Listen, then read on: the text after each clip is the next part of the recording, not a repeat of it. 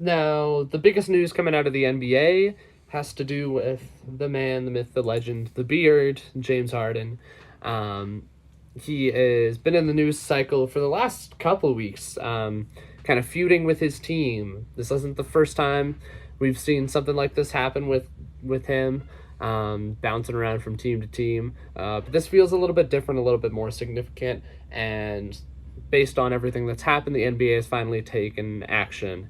After Harden called owner Daryl Morey a liar, said he would never be part of an organization that he's a part of, and not backing down on that sentiment again, saying, let me say that again, Daryl Morey is a liar, and I will never be a part of an organization that he's part of.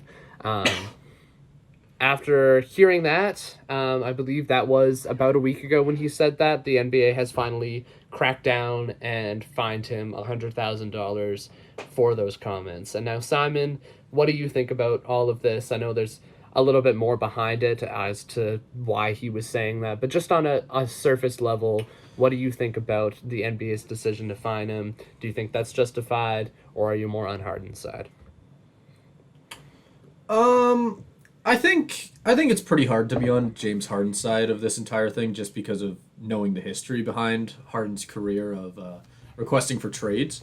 Obviously, we don't really have an ear in the room, so we don't know if there's any merit towards what's going on back there. But I feel like I'm kind of just in the middle of the entire thing because obviously it just sounds. The more I read into it, the more it seems a little sketchy. The entire thing where there just to read straight from the article I have pulled up, Harden opted into his player option of $35.6 million, which, holy crap, that's a lot of money, at the beginning of the offseason. According to reports, Harden opted in so that he could get traded to the Clippers. That's what we've been hearing all offseason. That is where he wants to go. He wants to go play with Paul George, Kawhi Leonard, and go finally win himself a ring, which is what he's been chasing for however long.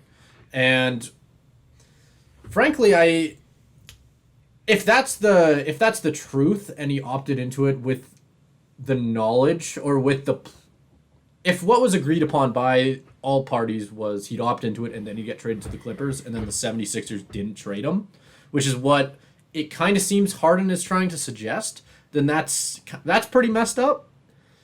But I mean, like I said, who knows? Like there's so many things going on here. I think the NBA was fully in their rights to fine him for his comments. Although I also understand why James Harden said it. I feel like James Harden expected to get fined here. I don't. 100,000 seems like a very hefty fine to me. I can't remember the last fine we've had that was, just for a comment of like this kind to a player, like a fine like this. I don't remember the last time I got over $100,000. It's pretty crazy to me. James Harden is obviously still a pretty incredible player. Not quite the player he was back when he won the 2018 MVP and all that. Not quite the scorer anyway. He still led the league in assists last season, so he still has it. But we just haven't been able to see him really turn it into anything. Like I said, I don't know though. I feel like I'm still on the fence with how I feel on things. I definitely wouldn't be siding with James Harden, but I don't know if I'm ready to side with the 76ers yet. Yeah, I think I'm a little bit more on James Harden's side. I know there is a history there in terms of him requesting a trade, and given how much money he's making, it's Yeah. hard to feel bad for him. But at the same time, stuff like this in terms of like a sign and trade isn't exactly like uncommon in today's NBA. I'm pretty sure like the Bradley Beal deal was done as like signing that extension and then immediately getting traded. Like this is not an uncommon practice, and I think when you promise your players that, you kind of have to follow through, because I think James Harden is obviously upset that he signs a deal that's basically going to um, keep him in Philadelphia for another year, when, because again, he only has so many. I don't know how old James Harden is at this point, but he's not exactly a spring chicken. He's Yeah, 34. he's not exactly a spring Yeah, he chicken is. anymore. He's old, past a little bit past his prime, and to waste another year of that, because players can retire at like 36, 37. Who knows how long he has left? To waste another year of that, like, and you're like you said, I think he only cares about the championship. Obviously, hard to not care about that kind of money, but he has enough money. Like, I think the championship is what he wants. To be deprived another year of that, in his eyes at least, um, I can see why he's upset. Now, is sticking with in terms of winning, is sticking with the 76ers the worst thing in the world to play with Joel Embiid? Not really. You probably still have a pretty decent chance. I think part of the reason though that's questionable too is the fact that there was a lot of rumors around Joel Embiid himself getting traded. So I think maybe this whole thing is coming around the fact that maybe both stars were thinking of getting out of Philly by the end of the offseason, and currently neither of them are gone.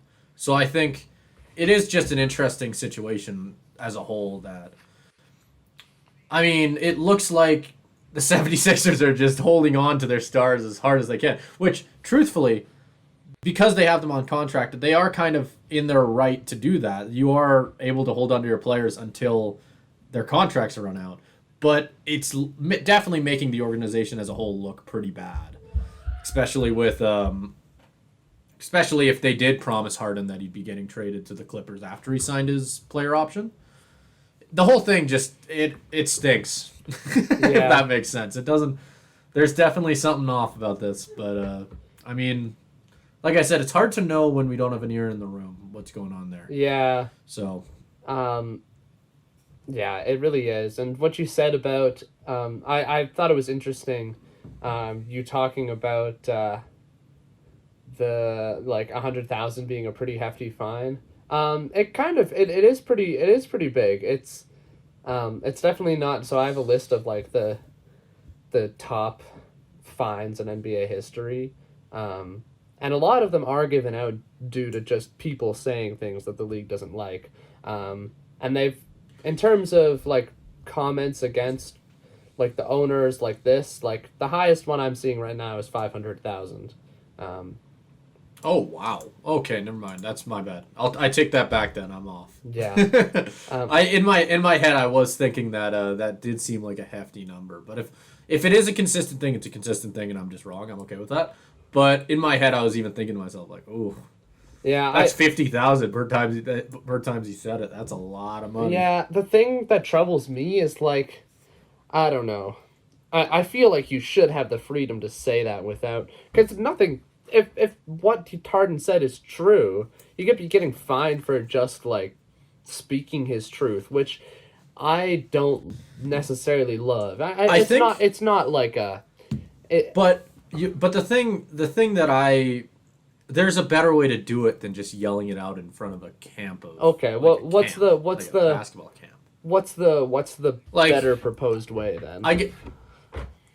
I don't know. That's the troubling thing, because I don't know if there is a better way necessarily. Like there could have been an interview, or there could have been something, or he could have set something up that is just like more professional than just screaming it out twice in front of a bunch of children. That's not why he got fined though. He got fined for what he said. Yeah, not well, where that's he said the it. thing. Well, exactly. Like I'm more. That's more what I think that a player should do in that situation. He still probably would have gotten fined for it, and maybe that shouldn't be how it is. But fining him for just, I don't know what my stance is yet, I guess. Yeah, I just don't. I'm kind of going back. I'm eating my own words a little bit, but It very much feels like just a scare tactic by the league to just say like, "Hey, people can't be saying stuff against the owners." Like, it's the kind of thing where the NBA is run like by the owners. That's who runs the league, really. Yeah. And so while like owners can get fined if other owners feel like they need to be put back in line, but it's I don't know. It feels just like the owners lining their pockets for a player making comments against one of their own. Like, yeah, and this has been a common thing of owners and teams versus players in the last couple of years in the NBA, with more and more players just trying to get out of these lengthy contracts that are keeping them on bad teams. Obviously, Damian Lillard is a pretty good example of that with his scorched earth attempts to get to Miami. Like there's a lot of this going on right now where it really just goes back to the question of who should be running the league, the players or the owners. And I don't know, it's a tough situation just for everybody involved, because I don't know. Like I said, I don't know if it's I necessarily can fully side with James Harden just because of the fact that he made such a big deal about wanting to go to Brooklyn, and then he made such a big deal about wanting to go to like now all of a sudden I'm blanking, to the 76ers, and then he's making a big deal about wanting to go to the Clippers. It just doesn't, like, when I say that I don't necessarily agree that he should be yelling it out to a basketball camp, I just mean that compared to the way that James Harden is doing it, there just has to be a better way. I guess, if that makes more sense. Like, I just don't know. There has to be a better way. This shouldn't be the way that the system as a whole works in this league. Like, other leagues don't have this problem as much. Yeah. Where every single offseason, there's at least one big star lighting the whole city on fire because they want to get out. Okay, well, I think that's just the sport, because in a basketball team, you're only fielding like five like, you have your starting lineup in for most of the game. Obviously, you sub in your bench players for a large point of it, but James Harden will play most of the game. That's not the same in basically any other sport, save the MLB, but they have more players on the field. And they're also they're also not as big of a product, right? Like, the NBA is significantly bigger than the MLB, and I don't think that's too controversial. Yeah, but we've also seen this happen in the NFL to a lesser degree, with to a much lesser stars degree, opting though. out of. To a much lesser degree. Yeah, like, it's just an entire secondary conversation to have about, like, I guess, whether players should be. It just, in the last couple of years, we've just seen loyalty to teams disappear, and obviously it seems like everybody has a different opinion on the entire thing. It's just it's an interesting thing. I don't know who knows if this will start spreading to other sports. Like, we're starting to. Well, I don't think it will, because, like, I'll end what I was saying. As an experiment, I think it's kind of failed. Like, because, again, I think we've talked about this before, but, like, there was, like, the ring chasing stars, like, kind of started with LeBron's decision, like, and all of that, but that's kind of started to fail with, like, Harden's Nets being one of the biggest ones, because, again, like, team like the Nuggets is all homegrown stars. Like, they got rewarded for you're saying that it's starting to fail, but that's not stopping players from doing it. It's not. Because, I mean, obviously with the Suns, we're seeing Booker, Kevin Durant, and Beal. With the Lakers, they're still running LeBron, AD. Like, we're still seeing teams all across the league just try and get as many stars as possible on the same squad. Then when it fails, all the stars run in different directions. Run like the failed Brooklyn one. Like, you pointed that one out. Instantly after that failed, they all ran to different super teams. Yeah. Westbrook went to LA. Like, Durant went to the like, you know what I mean, right? Like, it's like, even if the whole experiment is failing, it's not over yet. We're still seeing that and it's a really frustrating thing as an NBA fan to see just all these stars run from team to team to team to team. It's disappointing, I guess, when you grew, at least, like, I grew up watching players like Tim Duncan and Kobe, where they stayed on the same team their whole careers and became legends of that city. Like that, I kind of miss that part of the sport a little. Yeah, I guess. Yeah, I think, like, in terms of your point, like, yes, like, I agree. In terms of that point, though, like, is it going to spread to other sports? No, I think just because of what I said before. But in terms of what you say about, like, not liking it as a fan, I completely agree. Like, I'm obviously not the biggest NBA fan. I don't really have a dog in this race because they took away the Supersonics, and I'm still annoyed about that. Yeah. But in terms of, like, thinking about, like, if that was happening in the NFL, like, we had Russell Wilson for 10 years on the Seahawks, and even then him getting traded away. Yeah, it's the same thing, right? But, it really does ruin the entire point of cheering for one team, I guess. Yeah, because you get attached to the players. NBA because it's like, I feel like I'm. Even you said you don't really have a dog in this race. Even I feel bad talking about it, considering I'm a Lakers fan, and obviously in the last decade and however long, I've been very blessed with the players I've gotten to watch on my teams. But you have to feel bad for these smaller market teams that are just watching all these stars bounce back and forth like a bunch of meteors flying all over the place. It's like, how are you supposed to compete with a league that's constantly just reloading and moving stars everywhere? It's just. I don't know. It's just it's a strange world we live in right now in the NBA landscape. Yeah, And I don't know. yeah, I keep saying I don't know, but I just don't know. I don't know if No. there's an answer to it. I agree to that, and I do think the system is fundamentally flawed in that way. But I think to wrap up the Harden story as a whole, I think as much as I can have an issue with the stars moving from team to team and the detriment that it has to generally more small market teams, I think that still, even if I don't love Harden jumping from team to team, at the heart of it all, if you've made a promise to another person that Yeah. is worth big money and like more so time, you have to honor that. And I think the NBA fining Harden for saying that, like, I just don't see the justification in it, even though I don't love what Well, Harden is doing. Just what he's saying makes it's also sense. was it James Harden that came out and said that that's what happened? I guess I just don't know enough about that entire situation. Like, is there anybody else backing that up that Yeah. there was an agreement there made? It could be Like, it could or is be it just a James Harden? it could be a like he said she said at this point. If it's not and James Harden's just That's making kind of stuff what I up, mean. like But the thing is, and as much as I do want to believe the player standing up against the team, like we already mentioned, there's a history there, right? That makes it really hard to trust that James Harden isn't just saying whatever it takes to get the hell out. Like, and even if he went to the Clippers, who knows? He wouldn't maybe do the same thing in 2 years, right? Like, when they start to suck, yeah. like they already do. But that's just the Clippers.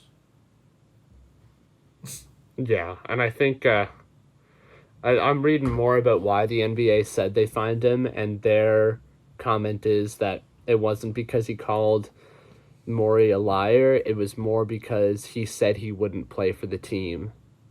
Yeah, well, it's the same reason they fined Dame with just kind of the. Well, I guess it's not the same, but it's a little different, I guess. But I was gonna say It's pretty similar. Colluding thing of saying I will go nowhere but this one place. Everybody else, scram. It's pretty like the similar. NBA has shown they don't really like that. Yeah. Yeah, no. So it's gonna be very interesting to see how both situations for both players work out. It will. It will. It'll be. I don't know, when does the NBA tips off in like a month or two? See if they're both wearing new uniforms. Yeah, that's a good point actually, because usually this type of stuff happens in June, but we are quickly moving back into the start. Thankfully, we are moving back into the time when sports are starting to pick back up. Obviously, we're in the NFL preseason now, but I don't know. Like, that's a good point. Are we gonna see our first season in a while where both Dame and James Harden are gonna be sitting out for the opening tip-off because they both don't want to play for the teams they're currently on? Who knows? It's gonna be interesting.